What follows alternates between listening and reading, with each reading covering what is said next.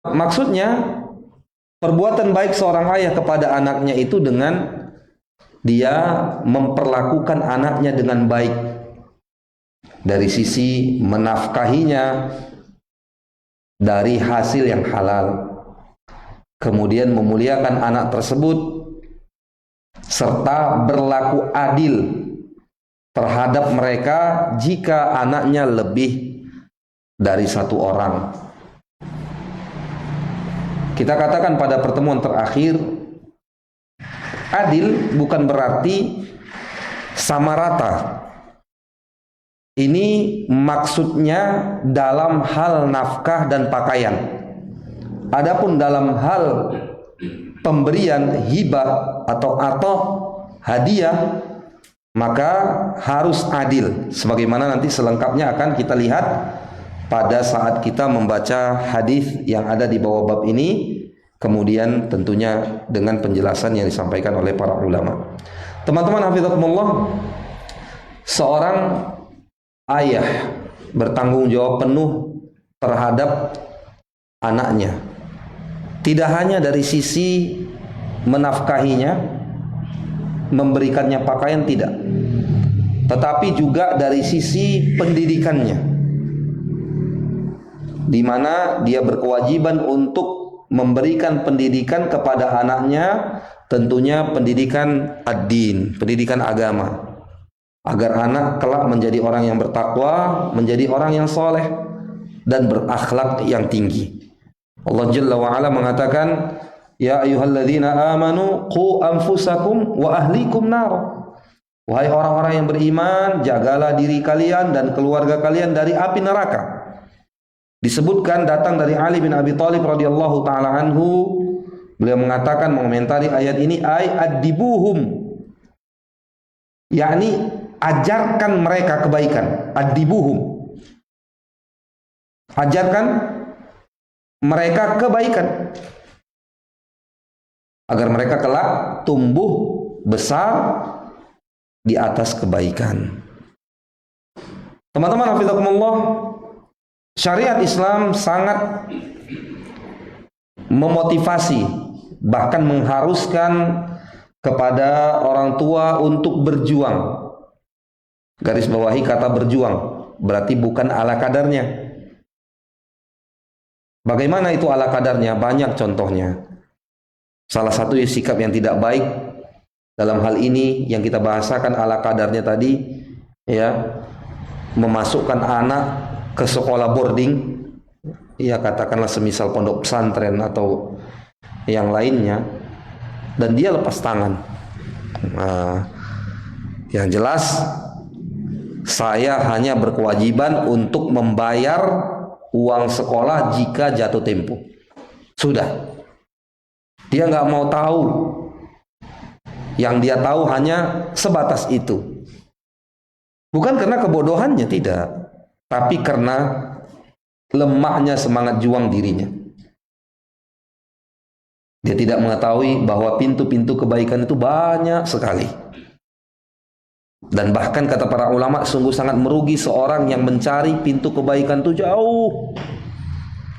Contohnya berbuat baik kepada temannya di tempat kerja, di rumahnya ada pintu-pintu kebaikan yang sama. Dan tentu lebih ketika kita berbuat baik kepada orang-orang yang dekat dengan kita, anak, istri, ya, orang tua. Ini nilainya lebih, teman-teman. Dan itu terbukti ketika Nabi SAW menyatakan bahwa sedekah untuk qarib, untuk kerabat, itu dua pahalanya. Satu sebagai silah, penyambung silaturahim, dan yang kedua sebagai sedekah. Maka teman-teman hafizakumullah, jadilah seorang muslim yang punya fikih dan skala prioritas untuk berbuat kebaikan. Di sekeliling kita ini banyak sekali pintu-pintu kebaikan. Tapi kadangkala kita malah fokus mencari yang jauh. Dan itu kadang tidak kita dapatkan.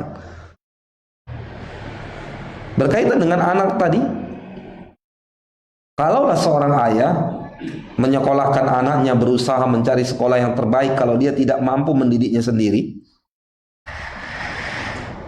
selain menafkahi sang anak, dia harus memonitoring, menanyakan perkembangan anaknya, akhlaknya, kemudian wawasannya tentang agama Islam, bagaimana pengetahuannya dan praktek nyata tentang sunnah Nabi SAW. Jangan sampai anak itu diantar tamat sama keadaannya dengan saat diantar, kosong.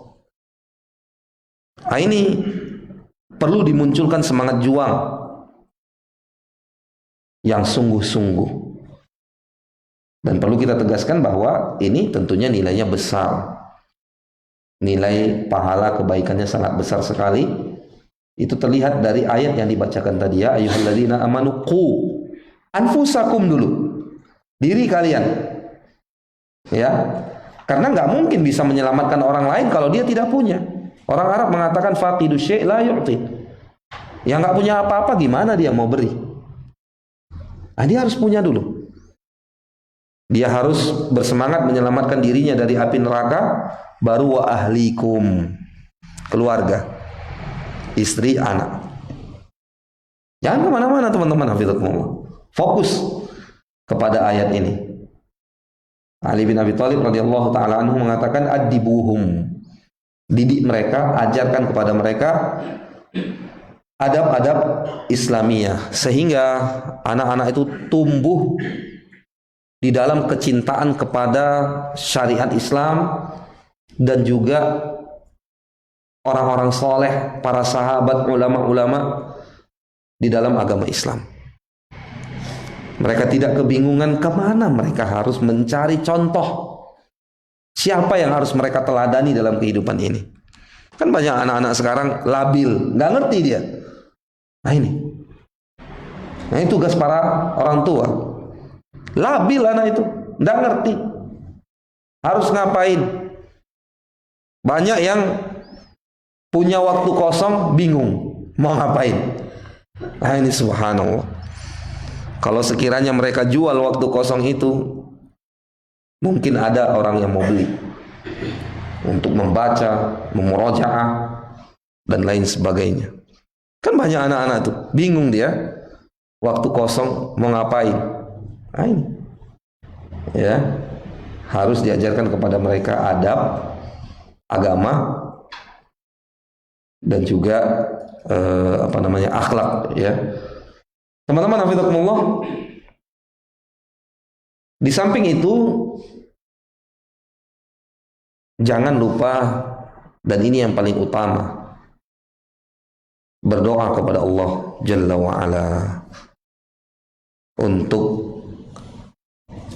kemaslahatan kebaikan di dalam rumah tangga, seisi rumah. Dan ini menjadi identitasnya orang-orang mukmin dan orang-orang bertakwa yang selalu dan kerap berdoa kepada Allah Subhanahu wa taala untuk dijadikan sebagai a'immah, imam al-muttaqin.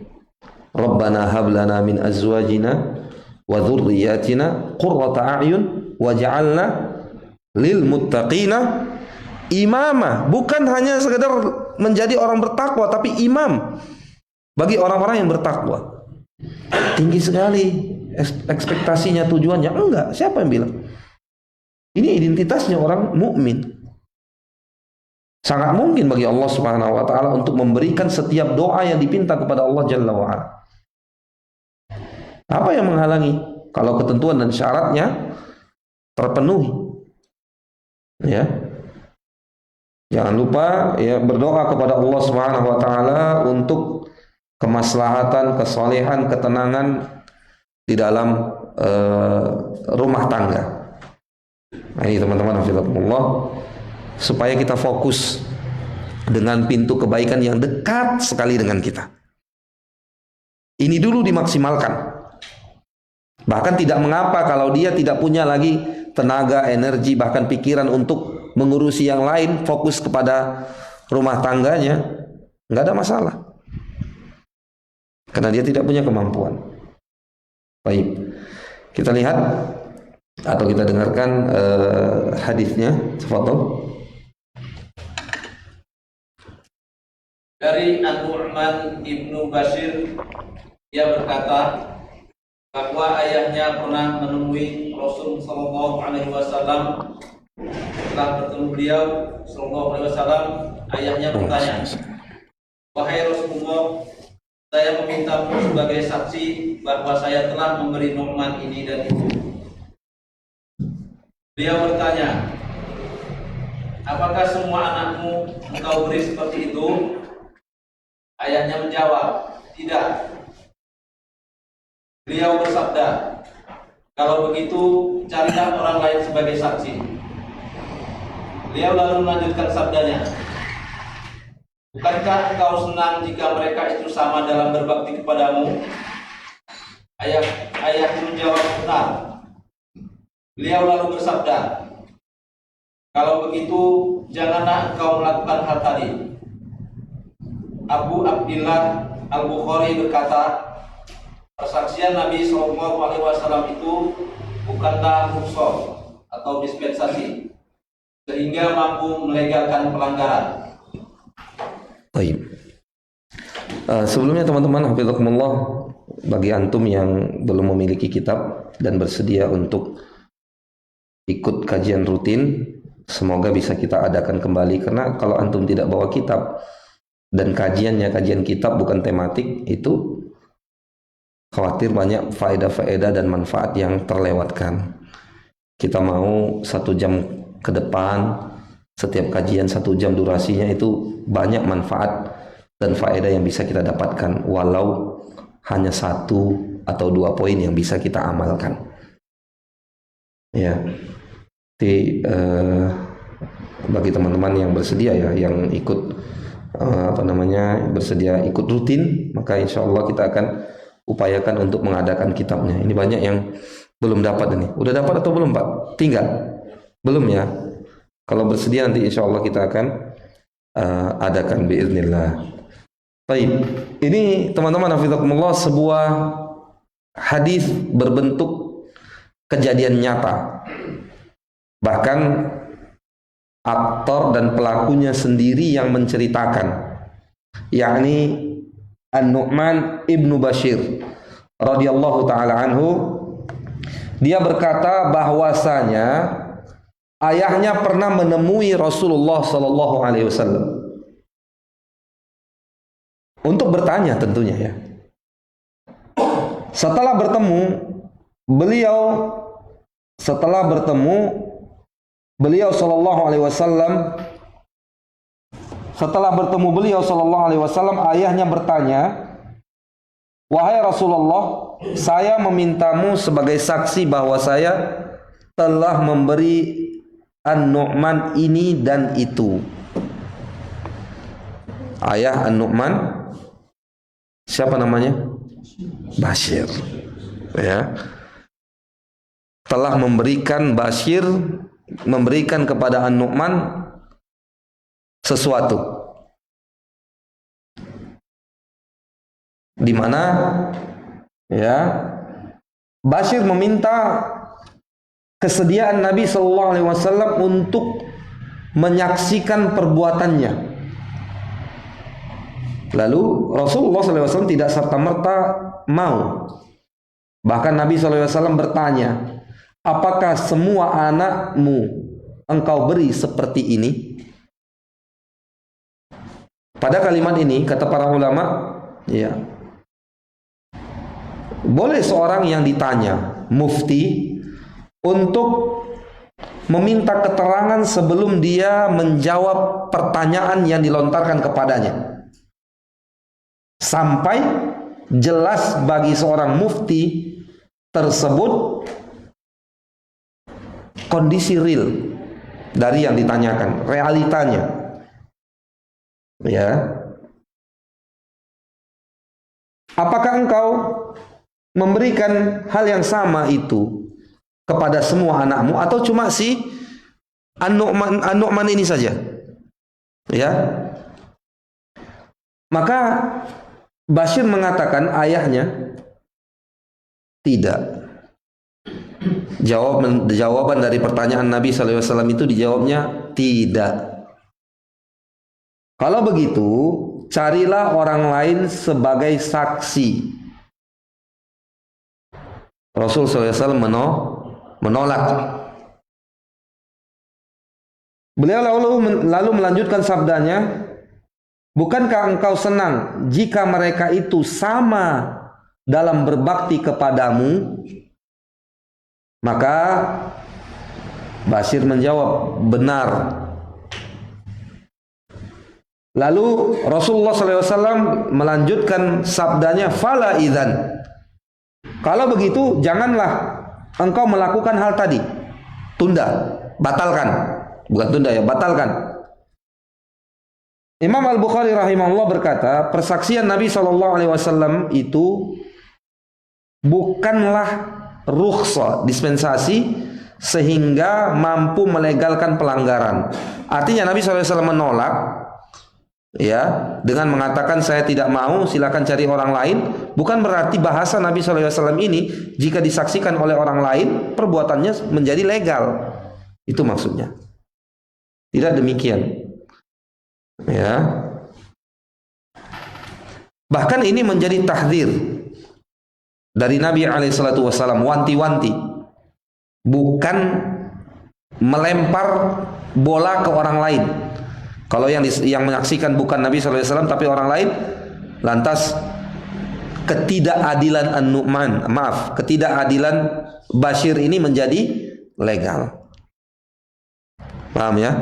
Berarti Bashir punya anak lebih daripada satu. Teman-teman hafizakumullah, ini kita bacakan sedikit keterangan-keterangan terkait masalah ini. Baik, pertama, perbedaan antara anak yang satu dengan anak yang lain itu suatu hal yang tidak bisa dapat dipungkiri, baik secara fisik maupun non fisik, ya, tidak bisa dipungkiri perbedaan itu. Secara akhlak maupun secara fisik itu berbeda-beda anak yang satu dengan yang lainnya. Kemudian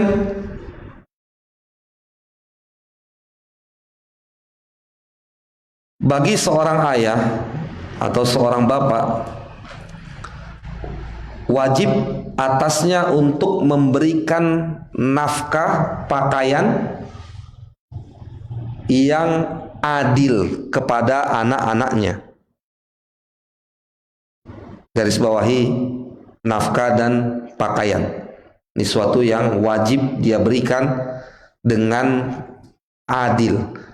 Adil di sini tidak mesti sama rata, karena makan si bayi dengan yang sudah dewasa tentu beda. Ya, anak yang 3 tahun usianya pengennya paling cuma boneka, yang 23 tahun kemungkinan pengen nikah, cari boneka yang beneran, ya kan? Nah, beda kebutuhannya. Nah, lalu yang adil dalam arti sama rata itu di yang mana? Kata para ulama, ini pada al-ata, pemberian, hadiah, hibah, maka harus sama rata. Kalau si A kemarin dinikahkan dengan biaya sekian di gedung yang ini, maka harus setaraf ketika adiknya juga menikah. Ya, contohnya seperti itu. Walau sebagian para ulama mengatakan dalam hibah, pemberian, itu sama seperti waris. Laki-laki 2 bagian, perempuan 1 bagian. Berarti dalilnya apa? Analogi, menyamakan seperti waris. Adapun yang rajih, wallahu ta'ala alam, adalah yang berdalilkan hadis ini. Dalam hibah pemberian harus sama rata. Kenapa demikian? Karena hadis ini sesuai dengan babnya, lebih spesifik di dalam kasus ini. Ya, tentu ini lebih kuat. Kemudian hadirin hadirat rahimani wa rahimakumullah, ini banyak penyampaian-penyampaian para ulama, kita ambil yang bermanfaat saja dan yang bisa untuk kita amalkan ya. Yaitu dilarang bagi orang tua untuk menampakkan secara zahir pilih kasihnya. Apa ini pilih kasih? Apa ya? Paham antum ya? Pilih kasih. Anak ini Masya Allah, kalau datang hangatnya luar biasa sambutan orang tuanya. Yang ini dingin. Nggak boleh secara zahir, walau dia tidak bisa menguasai batinnya. Ya, antum ingat kisah Nabi Yusuf alaihissalam yang tragis, nyaris dibunuh. Kenapa? Nggak mungkin Yakub menzolimi anaknya, nggak mungkin itu. Beliau seorang nabi. Ya, tidak mungkin menzolimi anaknya yang bukan Yusuf, tidak akan mungkin. Tetapi apa kata saudara-saudara Yusuf alaihissalam sehingga mereka nekat untuk mencelakai Yusuf alaihissalam? Tadi sudah saya tulis ayatnya di mana ya? Semoga bermanfaat ya. Ini bukti nyata teman-teman, hafizakumullah. Mereka mengatakan idh qalu la Yusuf wa akhihi ahabbu ila abina minna wa nahnu usbah. Mereka berkata Yusuf dan saudaranya yakni Binyamin lebih dicintai oleh ayah kita ketimbang kita, padahal kita ini satu kelompok. Ya. Inna abana lafi dhalalin mubin, sesungguhnya keputusan atau ayah kami, ayah kita sudah berada di dalam kesesatan yang nyata. Maka mereka memutuskan uqtulu Yusuf,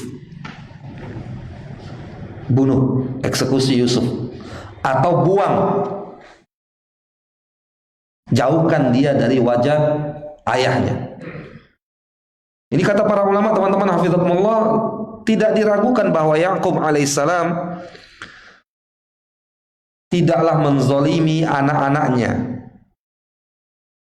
tetapi yang membawa anak-anak itu mengambil keputusan untuk membunuh atau menjauhkan Yusuf alaihissalam dari ayahnya adalah mahabbah qalbiyah, kecintaan Yakub yang ada dalam hatinya, bukan yang zahir tadi. Kalau zahir kelihatan lah. Sebagian orang tua tidak peduli, mau zahir mau batin, pokoknya hawa nafsunya terpuaskan. Dan ini akan menjadi malapetaka untuk si anak yang disayangi lebih, yang pilih kasih tadi, baik juga untuk maupun untuk saudara-saudarinya. Ya, bisa berbahaya, menimbulkan iri, dengki yang memicu kepada pertikaian dan iyadzan billahi ta'ala sampai kepada pembunuhan. Dan itu real teman-teman hafizakumullah. Kenapa? Karena tidak sama rata di dalam pemberian hibah. Ya. Hadirin hadirat rahimani wa rahimakumullah. Kemudian bila seorang atau pasangan suami istri tidak punya anak kecuali hanya satu saja, di sini monggo dia ungkapkan semua perasaannya, mau zahir mau batin, gak ada masalah. Tapi kalau anaknya banyak, dia harus timbang rasa. Ya. Tidak boleh menampakkan secara zahir kecenderungannya kepada anak yang satu, yang ganteng atau cantik, pintar, berprestasi, cekatan, paket komplit lah. ya kan? Yang lain udahlah tampangnya pas-pasan, malas dan lain-lain. Nah, dia ini harus tahan. Karena ini sesama anaknya. Kemudian kita pilih saja.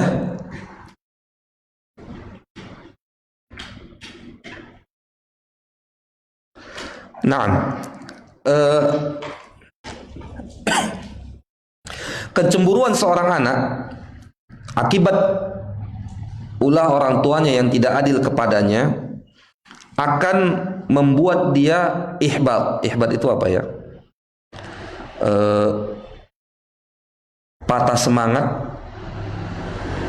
nyungsep, apa bahasa kita tuh? Pokok udah seperti mayat hidup dia. Frustasi ya, frustasi tingkat tinggi, sehingga dia tidak bisa, bahkan tidak mau untuk memperbaiki dunianya, apalagi agamanya, karena frustasi akibat perbuatan orang tuanya. Dan itu juga bisa menyebabkan penyakit untuk dia, baik penyakit yang menyerang jiwanya, makanya banyak anak-anak pangling ya, dan penyakit untuk badannya. Nah, ini teman-teman, hafizahumullah. Kemudian kiranya cukuplah.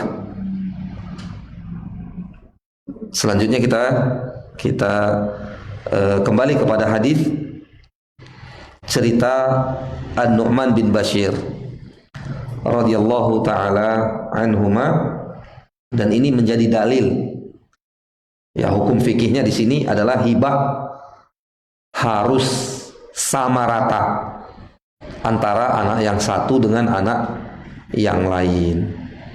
Kita katakan walau sebagian para ulama, kalau tidak salah Syekh Utsaimin atau Syekh bin Baz atau keduanya, berpendapat hibah itu seperti waris. Namun wallahu taala alam, yang rajih adalah hibah, pemberian hadiah kepada anak-anak harus sama rata berdasarkan hadis yang kita bacakan malam ini. Teman-teman hafizakumullah, Nu'man Ibn Bashir waktu itu masih kecil. Dalam satu riwayat disebutkan sebab kedatangan Bashir untuk bertanya kepada Nabi SAW adalah karena permintaan dan dorongan istrinya.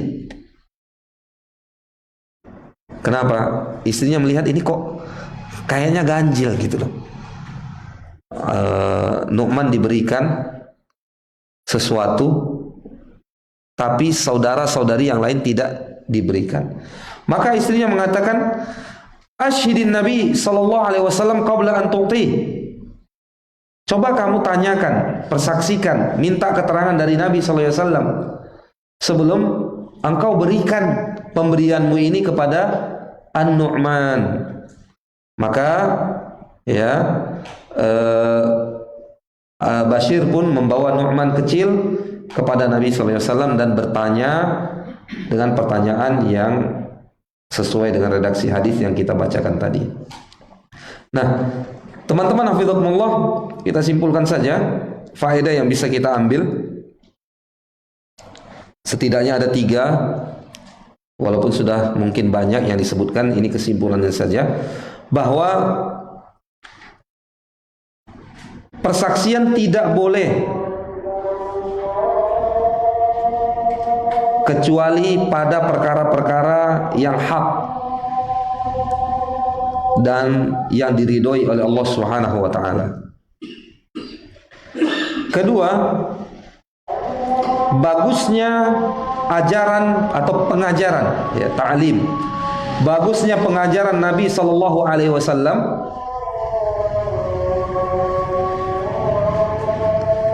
dari sisi menerangkan hukum dan menyebutkan ilahnya. Nabi SAW mengatakan fala idzan, kenapa ilahnya? Karena dia tidak memberikan hal yang sama kepada anaknya. Ya.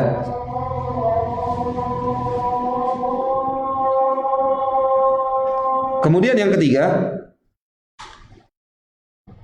bahwa syariat Islam menganjurkan untuk berlaku adil kepada sesama anak dan memberikan hal yang serupa untuk mereka semua. Ada dua kata yang dipakai ya, adil dan memberikan, atau sama ya, memberikan yang sama, adil dan sama. Adil tadi pada nafkah, pakaian, sama pada pemberian hibah, hadiah dan yang semisalnya. Nah, kita lanjut setelah adzan isya dikumandangkan biiznillah.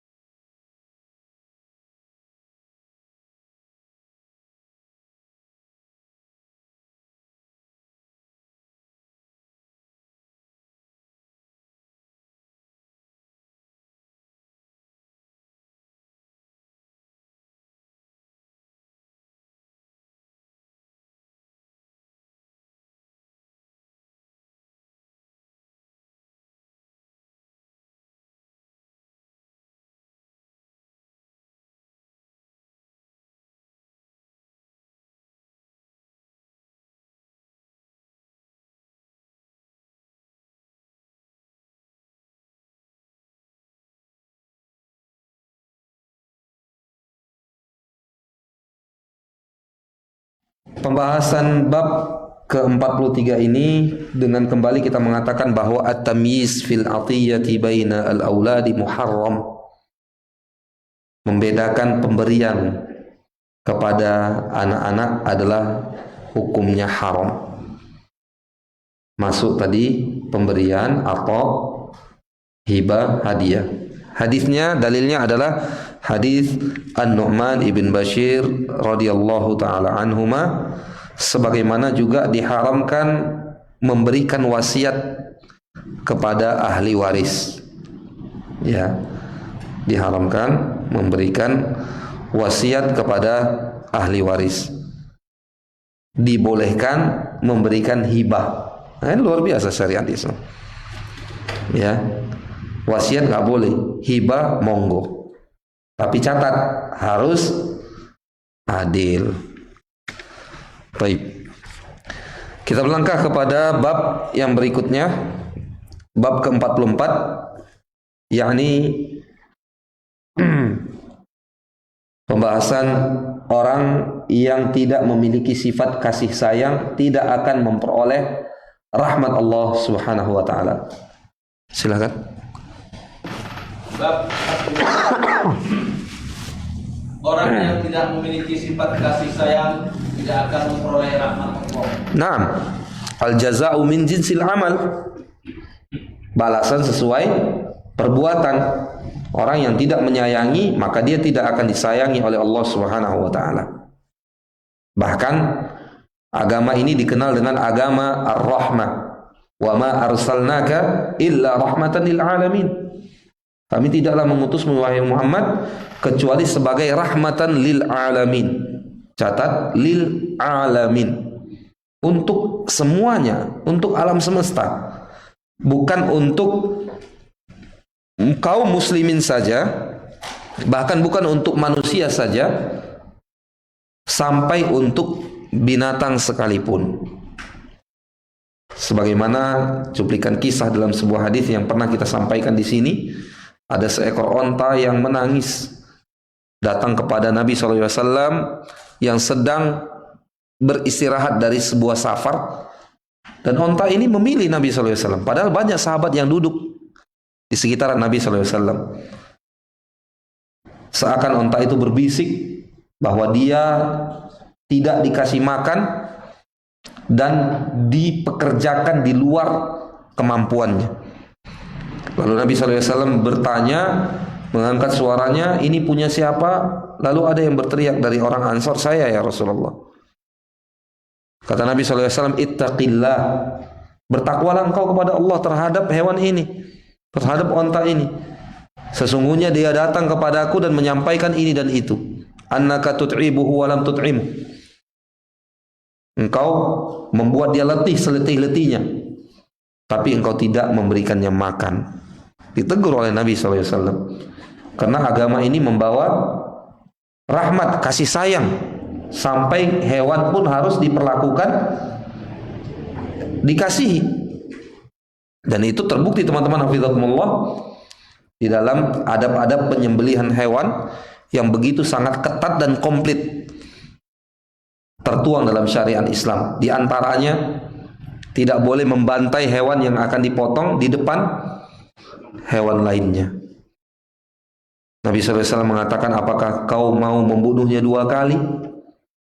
Subhanallah, perasaan hewan juga dijaga. Apalagi perasaan manusia.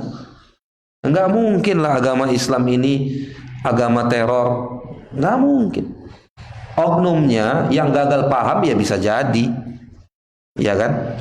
Dan itu tidak mewakili ajaran Islam sama sekali. Hewan aja disayangi, dijaga hak-haknya, dan diharamkan untuk membantai sembarangan hewan kecuali yang ada dalilnya. Termasuk hewan-hewan yang fawasik seperti tikus, akramakumullah. Kemudian kalajengking dan yang lainnya disebutkan dalam hadis Nabi SAW 5 atau 6 jenis hewan saja, yang lainnya tidak boleh. Ya, nah ini teman-teman alhamdulillah. Kasih sayang Islam menyentuh semua makhluk, termasuk hewan. Oleh karenanya Nabi SAW, Allah Jalla wa'ala mengatakan salah satu di antara sifat Nabi yang menonjol yaitu bil mu'minina raufur rahim. Kepada orang-orang mukmin Nabi itu SAW sangat pengasih sekali. Ya. Bahkan kepada yang lainnya, kepada hewan. Juga ada seekor burung yang hinggap di kepala Nabi SAW, dikasihi oleh Nabi SAW. Teman-teman hafizakumullah, orang yang tidak memiliki sifat kasih sayang tidak akan memperoleh rahmat, tidak akan memperoleh kasih sayang dari Allah Subhanahu wa taala. Karena kata para ulama, kaidahnya adalah al-jaza'u min jinsil amal, balasan sesuai dengan perbuatan. Ya. Bab ini disebutkan oleh Al-Imam Al-Bukhari untuk memberikan motor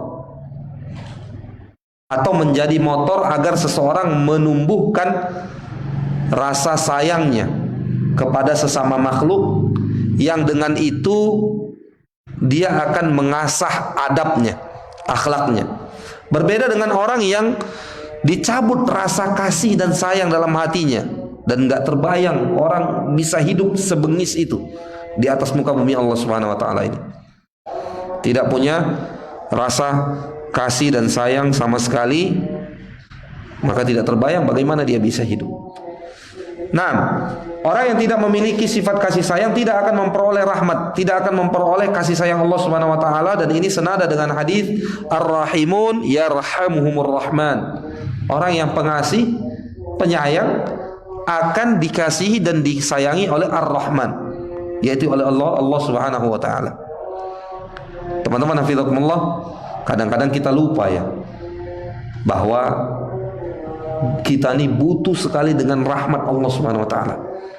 Bahkan itu modal dasar terpenting untuk masuk surga Allah Jalla wa ala.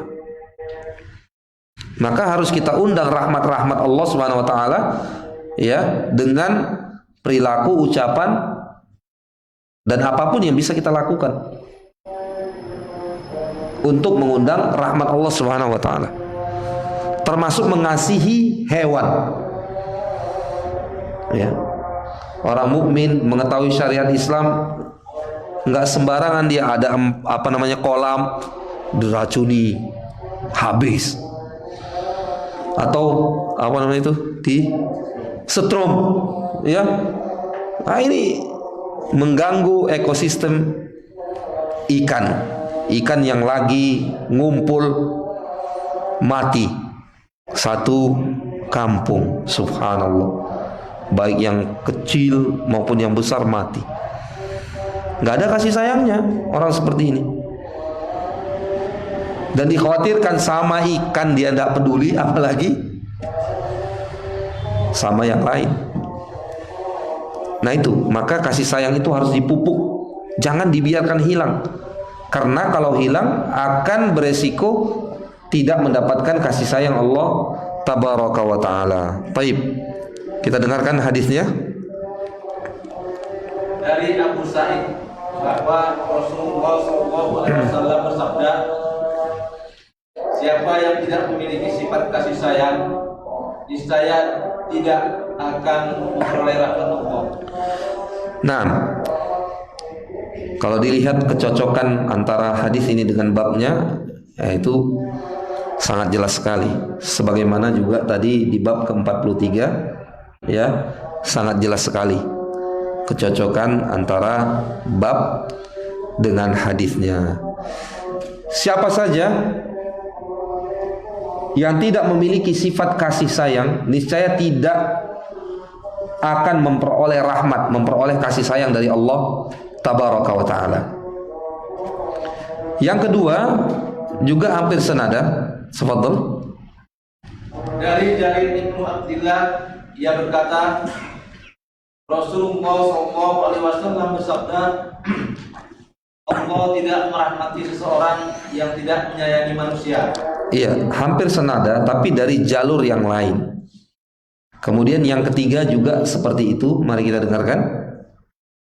Dalam jalur lain dengan lafaz, seorang yang tidak menyayangi manusia, niscaya tidak akan dirahmati Allah. Teman-teman hafizakumullah, beragamnya jalur riwayat hadis ini yang saling menguatkan. Karena pada hadis pertama itu ada beberapa cacat ya, di antaranya Muawiyah bin Hisham, kemudian juga Firas dan yang lainnya. Tetapi tiga hadis ini saling menguatkan dan memberitakan kepada kita bahwa orang yang tidak punya sifat kasih sayang, tidak menyayangi, maka dia tidak akan disayangi oleh Allah Subhanahu wa ta'ala. Kemudian kita lanjut saja kepada hadis atau asar yang berikutnya. Kita selesaikan bab ini biiznillah. Silakan. dari Abu Usman, ia berkata, Umar radhiyallahu anhu pernah mempekerjakan seseorang, lalu orang itu berkata, saya punya sekian anak dan saya tidak pernah mencium satupun dari mereka. Umar radhiyallahu anhu berkata, sesungguhnya Allah Ta'ala tidak menyayangi para hambanya kecuali yang terbaik di antara mereka.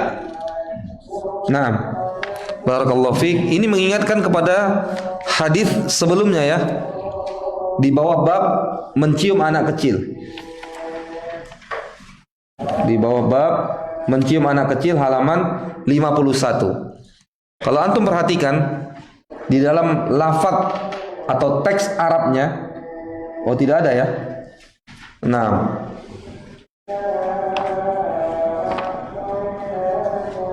ada perbedaan sedikit tetapi intinya adalah sama, hampir sama.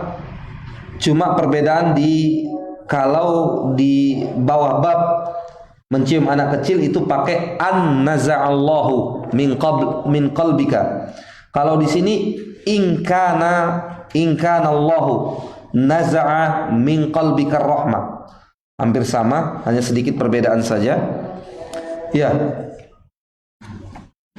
Dengan demikian ya kita cukupkan keterangan pada hadis ini dengan keterangan saat kita berbicara tentang mencium anak kecil, di mana ini sungguh sangat langka manusia seperti ini ya. Anak kecil aja nggak mau dicium, padahal mencium anak kecil itu melambangkan kasih sayang, yang kasih sayang itu dari dalam hati teraplikasikan dengan mencium anak kecil. Berarti ini bermasalah dalam hatinya. Kenapa? Tidak keluar bentuk kasih sayang itu dalam bentuk nyata. Kasih sayang itu tidak keluar dalam bentuk nyata. Berarti itu memang hatinya bermasalah. Makanya Nabi SAW mengatakan, ya aku tidak punya kuasa kalau Allah Jalla wa'ala telah mencabut rasa kasih sayang itu dari dalam hatimu. Nah, kita lanjut kepada asar dari Umar bin Khattab yang terakhir. Atau habis ya? Nah, habis. Ya kita cukupkan sampai di sini. Semoga bermanfaat. Wallahu taala alam. Kita tutup. Subhanakallahumma bihamdika asyhadu an la ilaha illa anta astaghfiruka wa atubu ilaik. Wa sallallahu wasallam wa baraka wa an'am ala nabiyyina Muhammad wa ala alihi wa sahbihi ajma'in. Wassalamu alaikum warahmatullahi wabarakatuh.